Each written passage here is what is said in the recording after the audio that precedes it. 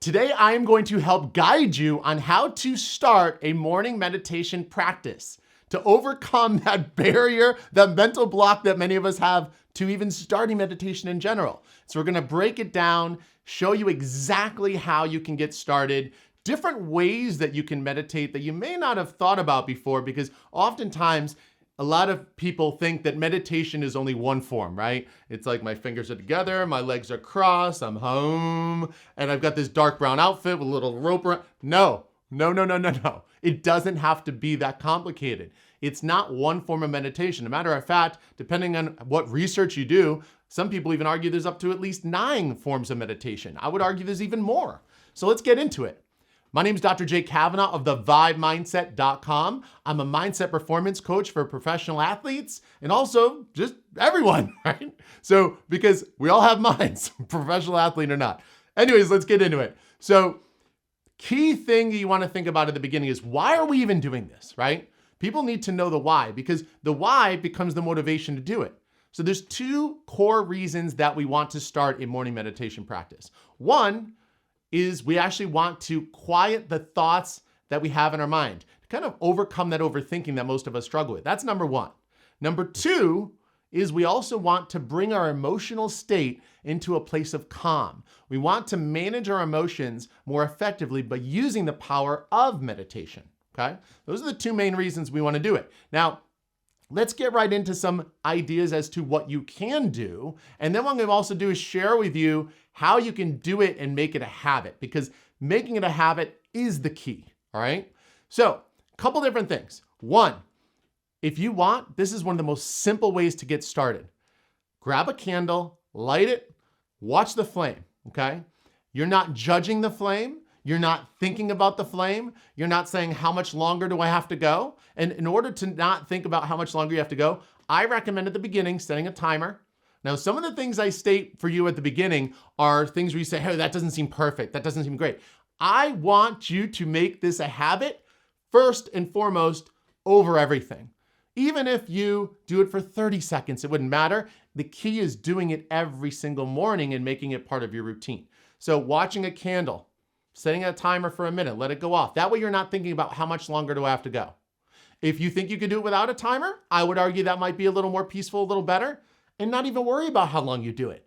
Does it have to be a time thing? No, of course not. You could just look at a candle, and when you feel you're at a point where you've done enough, then it is enough. Another thing you can do, and this is what I often do, is I have a big picture window with these beautiful mountains in front of my house. I watch either the sun rise, if I'm up early enough, which I typically am, I'm usually up before the sun rises, or if there's a lot of clouds, I'll start to watch the clouds move by. Once again, it's free of thought, free of judgment. I'm not overthinking my breathing. I'm just quieting my mind. I'm not thinking, I'm just observing. It's as simple as placing your attention on something, okay? And one of the benefits to this that people don't talk about is it improves your ability to focus. Because nowadays, with your phone going off and the beep here, the beep there, someone's calling you, there's so many distractions in life, it's hard for us to maintain that laser focus on what we want to achieve or what we want to feel throughout the day. And so with meditation and a morning meditation practice more specifically, we can set the tone for our day. We can increase our focus. And there's a bunch of other things that we gain from this as well. We'll go into in a little bit. Another thing you can do. Now, this is one that a lot of people say, wait a minute, that's not meditation. I argue differently. It's more of a movement meditation. So what would that be? Going for a walk out in nature. I myself find that if I go on a treadmill and there's no technology in front of me, that repetitive motion, it's amazing the clarity and the intuition and almost kind of like the downloads that I receive in that state. And I also noticed that when I'm in nature on a walk, it just seems like that peacefulness, that quietness, and that chatter in my mind quiets. And now all of a sudden it's like these very important revelations or thoughts or ideas seem to just pop in, and it's almost like they were blocked, and it was like we opened the door to like let them come in. So going for a walk is one. Now, if you want, another way you can go is to do what we call a guided meditation. Now, a guided meditation is when you're listening to someone else guide you through a process, guide you through some imagery, right? And that is one where you can just, hey, you just hit play and you listen in, okay? That's another way to go. Another thing that I feel is a form of meditation is simply dance.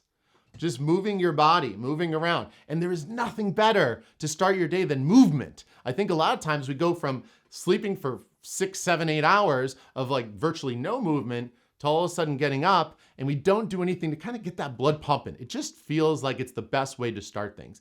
And I'll tell you, when you get into a meditative practice and you make it a habit, what starts to happen is you really gain this mental clarity, this focus, this peacefulness, your emotional state, you seem to be able to manage a little better. So these are some additional benefits. Now, let's talk about the power of habit. This is important. Habits are what guide you without you having to think about them. So oftentimes what we say is the body becomes the mind, because you all of a sudden, let's say for example, you're used to meditating at 7 o'clock in the morning. If you can get to the point where that becomes a habit of you doing your morning meditation at 7 a.m., what will happen is, let's say one day you skipped it, your body will have sometimes a tendency to around 7:30, 8 o'clock, you'll start to just not feel right. You'll say, oh geez, what is this? I just don't feel, I don't feel like myself. Whoa, whoa, whoa. All it is your body saying, hey, we're used to doing this thing at 7 o'clock and we didn't do it. We didn't get that peace and satisfaction and joy and calmness that we often enjoy. Just giving you a reminder. If you don't want to do it, fine, but just letting you feel a little unsettled to remind you that, hey, maybe you should think about doing it, even though it's 8 o'clock. So that's the beauty of a habit, is a lot of times your body becomes the mind and says, hey, let's do it. So how do you make it a habit? Well, there's 2 ways that you can do it, depending on which term you kind of buy into. Habit stacking or piggybacking, 2 similar terms, very, very similar. And by the way, if you haven't read James Clear's book, Atomic Habits, please do. It talks about some amazingly powerful ways to create habits, and his email list is one of the best email lists I've ever received, ever. Anyways, back to what we're talking about. So one of the things you want to do is think about habits that you already have that are pre-existing, and then you want to piggyback or stack another habit upon that. So here would be an example. Let's say that you make your morning coffee. You brew it yourself. And let's say it takes 5 minutes. Perfect. You can either say, hey, once I start this coffee, right afterwards is when I'm going to do my meditation practice. That way there's a link between these 2 habits. You could also say, hey, once I take that first sip of my coffee, that tells me I'm starting my day. The very next thing I do then is my morning meditation practice, okay? Now, one of the things you want to think about too is resistance. Anything that we want to get started has typically some form of resistance. And I call it like a barrier to entry. So what we want to do is lower that barrier to entry. How do we do that with morning meditation? Very simple. I feel it's time, okay? So a lot of times we have read or believe, oh, I need to meditate for 10 minutes, 15 minutes, 20 minutes. I've heard them all. Some people even say 5. Whatever. There's no time. You're not getting graded on this. This isn't elementary school, right? So what you got to think about is where's the barrier to resistance or to entry? It is in time, I feel. And so what do I recommend in the beginning? I recommend that you pick the time that you're going to do it. In other words, piggybacking that habit, but not overthink the amount of it you do. In other words, I want you to start, believe it or not, with 1 minute. People say, 1 minute. I'm not saying you need to be strict to this minute, but I just want you to kind of remove that mental barrier by saying, hey, 1 minute's not a big time commitment. So you know what? I'm going to do 1 minute. And what you do is do a minute for maybe a week, and then next week go up to 2, then go up to 3, or maybe just do it and not even look at the time. That's even a better way to do it. The key is to make it consistent. You want it to become a daily spiritual practice. Morning meditation should truly be done every single morning, no matter what. So that is one way to do it. If you have any questions, guys, I'm telling you, send me a DM, send me an email. I love hearing from you guys. Once again, my name is Dr. Jay Kavanaugh of thevibemindset.com. Make this a morning habit. I'm telling you, the benefits to morning meditation are truly amazing. And to gain that focus, gain that clarity, find some peace in your life, be able to self-regulate those emotions. Such a powerful experience. And you can even do this in the middle of the day as well. There's some times where if I am self-aware or mindful of my emotional state and I say, hey, this emotional state is not feeling so good, it's not serving me, then what I do is I'll just say, hey, I'm gonna look at some clouds for a moment. I'm gonna go for a short walk. I'm gonna listen to some music and dance. I'm gonna stare at a candle. I might even just close my eyes and listen to some birds. That's it. It's not too complicated.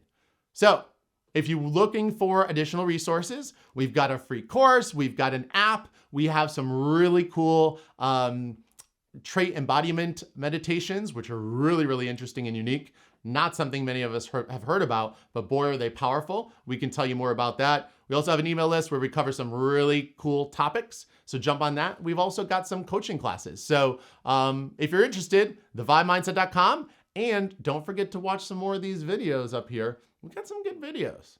We cover some good stuff. Well, I'm biased though, so don't just listen to me. Check it out for yourself. Thanks for your time.